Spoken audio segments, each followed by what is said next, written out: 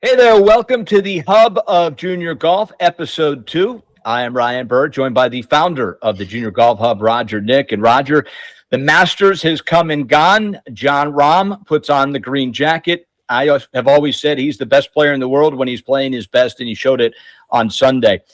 We also got another reminder of maybe what's wrong in the sport of golf, and that is the amount of time that it takes to play. I thought Patrick Cantlay really disrupted what Brooks Koepka was trying to accomplish. Rahm and Koepka, who played quickly, just every single shot had to be weighted on the group in front of them. And I wanted to open up the discussion of where this is starting. And junior golf, obviously, we're seeing 6-hour rounds on some tours in junior golf. Now, some of that, obviously, is kids that are learning are going to take more time because they're taking more shots. But guys just don't show up on the PGA and LPGA tour and start taking time, taking excessive time, Roger. It's happening in the junior game and working its way up. What can be done? How big of a deal is this in junior golf, and how much does it hurt the game? Yeah, Ryan, you touched on something. It's going to be a touchy subject, right? Let's talk about this in a way that hopefully can enlighten some of our audience there that you can play bad golf, but you can play faster golf, right? And you can play great golf, and you can play incredibly slow golf that is disruptive, right? And I think in today's game, we're seeing a lot of that happening because I think, all the way down to the junior golf space. I mean, even I don't want to call out any junior tours necessarily, but I would say these national championships that parents are involved with, for example, are taking, hey, you're not taking a shot until you're ready or until I tell you you're ready. And it's just starting to disrupt kind of the flow of the game, if you will. So it is a problem. You guys teach junior golfers at the Hub. I have to believe, my opinion, I believe this is coming from coaches.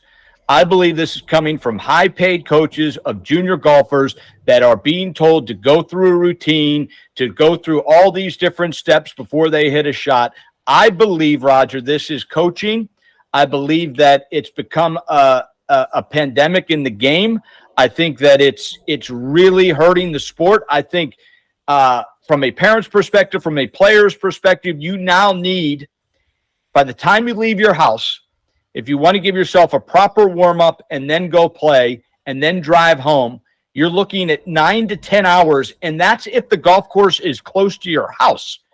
I mean, who wants to do that, Roger? Yeah, it's a tough one. I mean, even I know at the academy here, at the GPC Academy, we talk to our players about going through their routine and being ready to play, but also being ready to play. I mean, there's a difference between I'm going to wait till it's my turn, then to get ready to play. I mean, we kind of do a little, thing where we do stopwatch, right? So we say, hey, there's a 15, 20 second, pre-shot routine. Great. But all the other stuff like checking the wind and checking, the club and all that stuff, you've already determined the lie and things like that. As you get there, you assess the shot, you're ready to go. So it shouldn't take that much time, but yeah, you're right. I mean, we hear it all the time in the junior space where parents it's a full 12-hour day, basically, by the time they get home and unwind and do their post-action report for the tournament. So yeah, it's a full day, and unfortunately, that is a problem in our game. And I think, part of it starts with the tour too, right? I mean, where you take, these players taking playing in twosomes, taking 6 hours to play golf. I mean, that's pretty incredible. I mean, that's bad. I mean, I agree with you. For example, I know every player out there has one, right? I mean, and even junior golfers now, as you alluded to earlier, I mean, that they're playing in high-profile events as a junior. So now they've got these sports psychologists saying, okay, back away, take your time. You shouldn't hit until you're ready. To your point, they're taking minutes. They're taking, 5 to 15 minutes to hit a shot almost, right? I mean, and it's just not good for the game. And I think there's some people, say they play better when they play faster. I would agree with that statement for the most part. All right, so Major League Baseball has gone to the next step, and they've obviously brought a shot clock in. Basketball has a shot clock. Football has a shot clock, so to speak. Golf has in theory, has one, but obviously it's not enforced. I'm with you. I think the tours, if the tours at the junior level, and there was one body that could talk to all the junior golf tours, I promise you, every kid's going to play in the time that they have to play. I know you're not going to be able to see a clock, so to speak, but if there was a time given that you had to be done with the hole at the start of the hole, I promise you every kid, no matter if they took a 10, would finish. They may have to play quicker. They may have to actually start their routine, Roger, while someone else is doing their routine. That's my biggest thing. Yeah. Yeah, no doubt. Let the person next to you who's going to play first because their ball's behind you go through their whole routine and hit the ball before you even shoot the yardage and start your routine. And to me, if there was a body, if there was a concerted effort from the USGA, the PGA of America, certainly the AJGA, the Nota Begay III Junior Golf National Championship, US Kids, all the way down the line, and we said, okay, we are going to give. Now, I understand, lost balls rulings are going to change the outcome, but that isn't what's causing the slow play. I mean, obviously, there are holes that are going to be slower because of that, but certainly with Cantlay, it wasn't rulings that were slowing that down. He was taking just forever to hit a shot. And if on a normal hole without a ruling, which, by the way, is 99% of the time for each kid, you got to the tee, there was a time for a par 3, a time for a par 4, and a time for a par 5. And if you didn't meet that time and there wasn't a ruling or an extenuating circumstance, there was a penalty. It'd be the end of it. Every kid in every tour would do what they had to do, just like they do in basketball, football, baseball, and every other sport that has a clock. Yeah, well, I mean, Ryan, it's going to start when they start assessing fines or assessing penalty strokes and things like that. And until there's a consequence, right. I mean, it's really going to be very difficult for anyone to enforce something like this. I mean, listen, it's Ben Crane years ago on the PGA Tour, noted to be the slowest player to ever walk the face of the earth, I guess. And, I think there was an incident with Rory Sabatini. And where he walked up to the green, well, Ben was still, back in the fairway trying to hit his second shot into the green. And Roy just walked up, hit his ball, walked to the green. And because he did not want to get assessed a penalty, plus it was just taking so long. Until something, like that happens, you alluded to this as well for the baseball clock, right? I saw the strikeout take place the other day. And, as a baseball fan myself, I was like, oh my God, they are actually going to enforce this, right? I really thought it was not going to be something that they were going to enforce, but the batter took too much time and they called a third strike, and it was in a crucial situation in the game. Until something like that happens on a tour, any tour for that matter, it's not going to really happen. And I play in a pro member down in South Florida, every winter. They have a rule when you tee it up, your scorecard has to be signed and turned in 4 hours. If it's not, you are assessed a 2-shot penalty for every minute beyond that, right? So, and they actually do that. Now, it makes the round a little bit less, maybe feel like you can enjoy it, but at the same time, I think, it's the reality in golf right now that we need to address sooner rather than later. And this is, I know, Ryan, you and I have talked about this many, many times over, like having a governing body for junior golf. Until there's a governing body that's actually waking up every single day, talking about this stuff and actually doing something about it, I don't know if it's ever going to really change until the tours really start assessing fines and penalties and in crucial moments where, again, Cantlay should have a 4-shot penalty for his time. Right. I mean, there's no doubt in my mind that should be a short 4-shot penalty because it's basically what it cost Koepka. Right. And maybe even cost Jon Rahm. Who knows? I agree. I think it has to start. I think once you get to the PGA Tour, now certainly them fining players or a stroke penalty would clean it up there. But I believe that I don't believe this is a case that guys and gals are doing this in junior golf because they're seeing it on the PGA Tour. I think they're being told to take this amount of time and to go through this routine. And I think that, to your point, I think that the junior golf could end this because, listen, if you play junior golf a certain way, when you get to college golf and you get to the professional golf, you're not all of a sudden going to change and start playing longer, especially if you grew up playing a certain way. So I think it's a junior golf responsibility. Certainly a topic that we'll probably hit on every week is junior golf has a lot of different tentacles right now, and there really isn't a whole lot of organization between them all. Some have caddies, some don't have caddies. There are a lot of different things out there, obviously, that separate some from the others. So that is something we'll continue to discuss here on the Hub of Junior Golf. Absolutely. Thanks, Ryan, for bringing that up. I believe we have a guest, Mark Lowry, joining us now.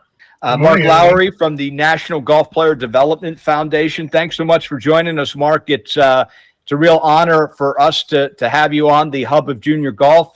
We believe that this podcast is going to really open a lot of eyes and ears to the thousands and thousands of junior golf families across the country. Thanks so much for joining us today. Thanks for inviting me. Yeah. Hey, Mark. So I know we've been discussing a lot in golf here recently and about where golf is going. And I wanted to get your take. You're doing something really, really cool, in my opinion, in helping bring diversity into the game at a different level. And I think this is your background, being 20 years with an organization like the First Tee, for example, leading the First Tee and introducing the game, if you will. But now you're taking a completely different role in the sense of what your foundation is doing for young golfers when it comes to the competitive space. Why the competitive space? Well, Roger, thanks for that lead in. This kind of takes me back to my roots prior to the First Tee. As you know, I was running a junior golf program for Chicago Public Schools.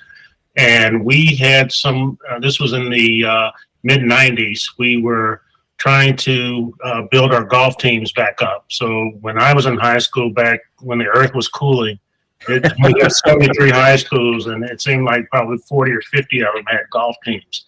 And many of those had men and women's golf teams. And that number in the 90s had fallen off to 9 high schools. And so what I was tasked with doing was building our high school teams and ultimately trying to get them to the state tournaments. Well, we needed a feeder system for that, so we started at the 4th grade level and started giving them introduction to the game of golf through our partners at Chicago Park District. And from that, our goal was to then start to move these kids into their high school teams and certainly pick up some that were playing competitively along the way. Fast forward, that it met with some success.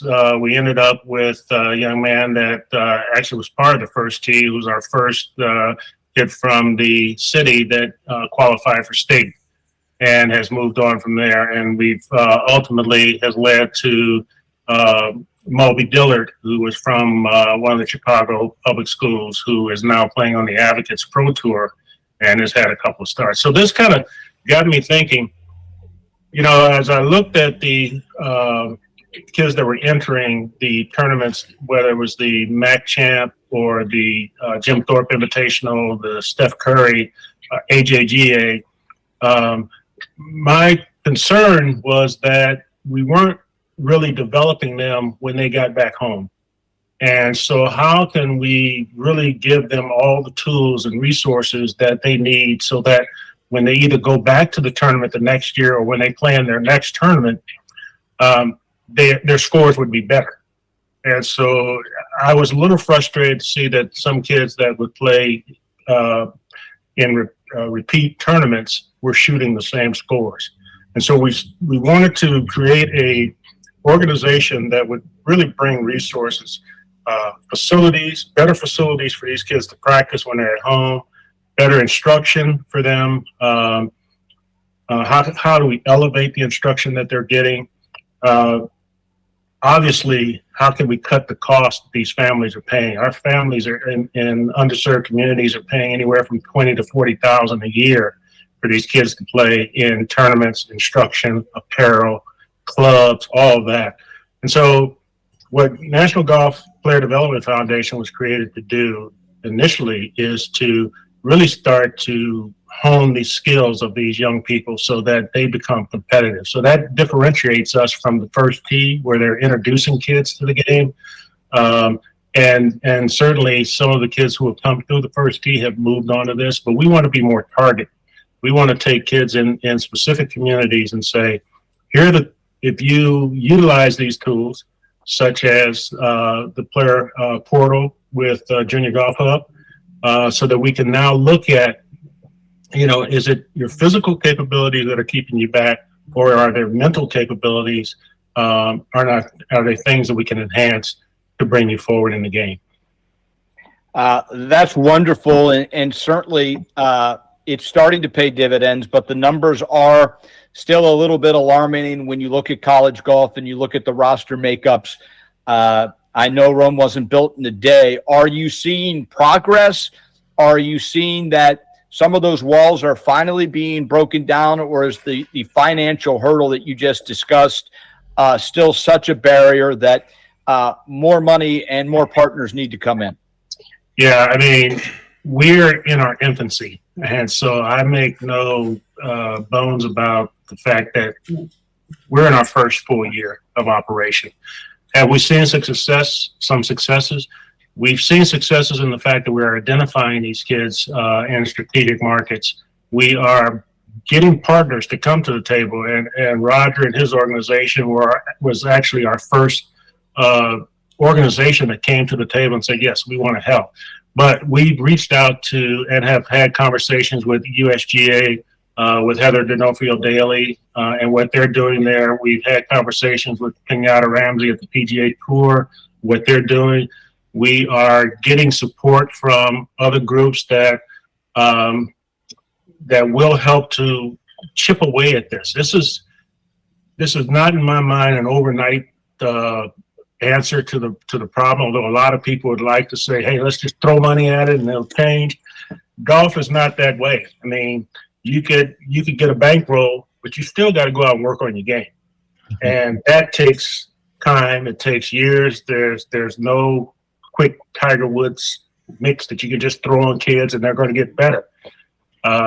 But we're starting to see the winds of change. We're starting to see groups that are stepping forward, not only with NGPDF, but to address this on a number of different levels. So the Make Golf Your Thing and their grassroots grant program is helping to fund other organizations that are doing many of the things that we're trying to do. I think what distinguishes us is that we're really trying to be targeted, focused, and strategic in how we work with some of these kids. And we're getting them that are already playing at a high national level. We're also getting some that are, hey, this is really what I want to do. And those are the kids we're trying to attract. Is this something that really means something to you on a competitive level? Because our goals are really pretty clear. One, we want to get them playing on their high school teams. But we all know that high school golf doesn't carry the same weight that it used to back in the day. So how do we get them playing in tournaments? How do we get them playing in PGA Junior Leagues? How do we get them playing in drive, chip, and putt, if that's what they want to do? How do we get them playing in AJGA? How do we get them in their local state organization play? From there, hopefully over the 4 years or 5 years, actually we hope to have them for 8 years, they'll then go into college golf and get them into schools that now the schools are starting to recruit them. And so once we do that, the next step obviously is hopefully the tour, either the Epson or the Advocates Pro Golf Association tour. Some of them may, move on to Latino American tour, Canadian tour. Ultimate goal is LPGA and PGA tour. Yeah, Mark, I know that's some of the things that we've talked about too, and I think it's a good explanation of what you're really trying to do. But thinking about at the highest level, and I know, as we've talked again, back to the integration, getting players to play at the highest levels of tour, the PGA Tour, Latin America Tour, Corn Ferry Tour, that's important, right? The LPGA Tour. That's really important here because I think one of the things that until that happens and more transition starts to happen from APGA Tour, which is great. The Advocates Tour is fantastic. But the reality is that it's still not necessarily moving the needle as much maybe if those players are transitioning to the PGA Tour or Korn Ferry Tour, right? I mean, that's because I think that's one of the things that, you know, a lot of money gets thrown out, you know, to, you know, be inclusive, to change in the diverse kind of fields, if you will. But it's also very difficult to make that happen at the junior level a lot of times because of some of the disadvantages that maybe you're talking about, just being able to get there, being able to, you know, pay for an event. Yeah, I mean, you know, if you think about it, a lot of the kids that transition to professional tours, it started back when they were probably preteen. A lot of them were, their parents were members of country club. And so you think about all the resources that are inherent in that membership that, you know, if I want to go to practice, I can drop my kid off at 8 in the morning. They'll work with the pro at that club. Then they can hit balls, you know, until I pick them up at 5 in the evening. Well, kids from, by and large, from underserved communities don't have that option. Okay, and many times they're practicing at public facilities where, you know, if there are 384 dimples on the golf ball, 200 of them are gone. You know, they don't have target greens to shoot at. They don't have putting facilities. Go back to the country club example. If they need a sports psychologist, mom or dad probably knows somebody at the club who either is one or knows someone who is, who will work with that. If that kid shows promise, the club in many cases will ante up and give that kid a 3-year, you know, opportunity so that they are focused on playing golf and not worried about where the next meal is coming from or sleeping in their car. You've heard all the stories from the guys and gals on these mini tours. But all of this really, it's not that you go out and just all of a sudden learn how to hit a golf ball that sits on a tee that doesn't move. It's probably easier to hit a baseball or shoot a basketball or throw a football. It's a moving object. So you have to develop these skills to do that. Some kids will. So let's not tease ourselves or joke with ourselves about, at the end of the day, it's all going to come down to talent. But early on, it's like studying for a test. If you give them all the tools and everything they need to study for the test, it's been proven that there are kids that will pass the test. So there are kids that are playing HBCU now. There are kids that are playing Division I golf, Division II golf that have passed the test. What I want to do is put some things in place so that we can get more kids in the pipeline so that the colleges will have more to choose from. I mean, obviously, I'm not telling you anything you don't know, Mark, but that is a pretty uneven playing field. The kid that can go to his country club from 9 to 5 and have all those facilities, and assuming they love it. I mean, that's at the end of the day, that's the most important thing. I mean, you've got to love golf just like you got to love basketball or whatever you decide to put your passion into. You have to have that passion because that's what's going to take you there every single day. But for that kid that has that passion, that can go 6-7 days a week and practice for 9 hours with the facilities you mentioned, it seems like such a disadvantage to overcome because it's not even building something that is an advantage that is gigantic just because of over time, the amount of days that just that practice is going to, the advantage would be, in my opinion, would be very hard to ever catch up to. So how can we go and eliminate that big of a barrier, because it is giant? Mm-hmm. We used to use a example in my prior organization where we say to a person, okay, you give two people a project and you say you're going to move this pile of rocks. One person says, man, this is too big. I can't do it. The other person, while they're moving the pile of rocks, they're saying it's too big, but they're throwing a little bit over their shoulder each time. That's what we are doing. We have found kids who have the passion. We've actually found their parents who have the passion as well. What has been missing and what we are trying to do is be that connecting agent to get them to organizations that also have the passion. And so I'll give you a very good example. Roger and his organization, we were able to connect a young man who lives in the New York area who has the passion and wants to play, who now is working with Junior Golf Hub, and they're developing that passion now. And the parents love it. Their parents' eyes have opened. Parents that I've talked to and explained to them what our goal and objectives are, they love it. Having their child in a database, first of all, that's evaluating what they're doing so that they're not just hitting thousands of balls every day, but now they're working on, how do I hit a low fade? How do I hit a high draw? How many putts do I make inside of 3 feet or 10 feet? Can I get a 30-foot putt inside of a 3-foot circle? These are things that now we're opening eyes up for folks to say, okay, here's how we really start to develop a competitive golfer that by and large, folks that look like me from our community have not evaluated. It's all been based on, can I go out and hit 100 balls or 1,000 balls a day and I'm going to get better? And then they get frustrated because they don't get better. So we want to try to keep them positive and open the parents' eyes up at the same time to opportunities like ACE grants through AJGA so we can cut some of those costs. How can we raise monies through the community? Black Golf Alliance is a social media group. There's 30,000 members on that group. If each of those members were to give $10 every time they play, if they only play 10 times a year, you could raise $1.5 million. Very short period of time. That would be transformational in helping not only the young people that are getting started, but the ones that are already on this road.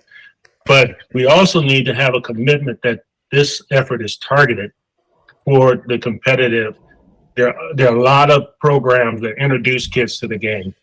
We need to be targeted on those kids that are competitive, that want to get that score from 80 down to 72, get that 72 down to 67, so that when we have those conversations with the parents and the parents say, I want my child to go to Arizona State. Well, Arizona State's looking for this. Do they fit that? If they do, great. If they don't, here's another set of schools that fit what they do. They can go to college. Then you never know. Right. I mean, I'm a great example of a late bloomer. I wasn't heavily recruited in high school in basketball, ended up in college, ended up playing semi-pro, ended up having some tryouts. I mean, you never know what these kids will do. Right. Okay, so what we want to do is just put them in the best position so that when these opportunities come about, they'll be able to take advantage of those opportunities. Well, Mark, congratulations on what you're doing for our viewers and listeners that want to get in touch with you, that want to help out. What's the best way to do that? Well, we have a website, www.ngpdf.org. They can also reach me at mnl@ngpdf.org. And we'll love to hear from you if you have a kid that's interesting, or if you'd like to learn more about our organization and invest in our organization. We certainly appreciate talking to you. All right, Mark. I know Mark. That I'm going to be calling you because I think we can help. I'm looking forward to where this thing goes, not in the next year, but in the next 10 years, next 20 years. As you said, we got to get those rocks moved, and it obviously takes a big family to do that. So thank you so much for your time. Thank you for what you're doing, and we'll be sure to catch up with you soon on the Hub of Junior Golf podcast. Well, thank you guys for giving us the exposure. Appreciate it. Thanks, Mark. Okay. Talk to you soon. Max is doing great, by the way. Thanks so much. Thank you. Glad to hear it. All right. See you soon. Take care. All right. Bye-bye. And Roger, obviously, that is a great example of some things that are happening out there, especially in junior golf. Mark certainly brings up some really good points that would have to happen over a long period of time for this game to be able to make those changes. What really stuck out to you about that interview? Well, I think his passion, right? Mark he's very passionate about obviously making a difference. I think one of the things that, that I see that's going to end up happening is there's going to be a shift, right? There's going to be a shift. And then we've talked about this with Noda, actually. I mean, think about, where Noda stands on this in the shift in just underserved communities and how that's going to make a difference. And I think, Mark has that passion. He's got a great network of people that's, supporting what he's doing and the initiatives. And we've been very fortunate to be a big part of that as well and love being a big part of that. So, and want to continue to do so. One of the things, I really, want to talk with Mark about at some point is, the Harold Varner, right? I mean, going over to the Live Tour, and here's a guy who has a great personality, who, he gets endeared with a lot of, people. Is that going to have a negative or a positive impact, on some of these initiatives of changing having more diverse players out there at the highest levels, and there's some guys out there on tour now. I mean, it's Cam Champ and is another one who's very active in hopefully making a difference. But does Harold Varner's platform change for him? It's actually be very interesting to hear how he feels about it. Yeah, we should have Harold Varner on the show because I think Harold was outspoken that he can do a lot more for his community now than he could a year ago. And that was ultimately the decision maker that led him to Live, was the resources he now has to be able to give back. So, everyone has a story. Everyone has a reason. I think we saw at the Masters with the Live Tour that the narrative that these guys weren't going to be able to play competitive golf anymore because they were only playing 54 holes in a shotgun, et cetera, was kind of debunked. I mean, Koepka and Mickelson finished second. Patrick Reed was in the top 5. So clearly they were ready to play with the preparation they had put in. I don't think Live Golf, Roger, really affects the PGA Tour a whole lot. I think that the PGA Tour week to week doesn't really miss those guys a whole lot. So I think for now, and I'm sure as time goes on, things will change on how they coexist or if Live can make it long term. But for now, I don't think there has to be a civil war. I think you can have the two leagues and just let it be. No doubt. I mean, you heard the guys in their interviews, and I'm sure you probably interviewed a few of the guys. They're buddies. I mean, they're still buddies, and there's no hard feelings between most of the guys there. Obviously, there are some people that spoke out and maybe made some comments that were, polarizing. But at the same time, for the most part, you heard all the camaraderie. Hey, it's great to be back. It's, it was great to see some of my buddies back out here and playing together. DJ mentioned that a few times, right? Hey, it's just great to see his buddies again, right, and play. It is a business, but at the same time, these guys, they have this is a fraternity, right? I mean, for the most part, and they're going to have their troubles, but they're going to like each other and get along. I mean, it's going to be interesting. The big thing for me too is now that there is this amount of money on both tours, I'd really like to see these players really give back to the junior game financially, because at the end of the day, Mark brings up great points, but unless golf costs less, it's going to be really difficult for disadvantaged families to have the investment capabilities for what it takes. I think that's the biggest thing for me, is just what it takes to be a college golfer. Mm-hmm. The amount of time, and not only the amount of time, but the amount of time where you're actually able to hone your craft. And it's not impossible to do it from a public driving range off a mat, but it sure is more difficult. We know that. Yeah. So that financial burden, I think both guys, both tours, have said they want to help change. They now clearly they've got billions of dollars. They can make a change that goes that next step and tries to lessen the gap of the financial burden.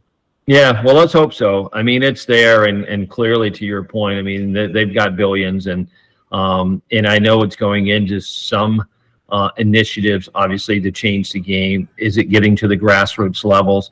I don't believe so at this point yet. Hopefully, it will.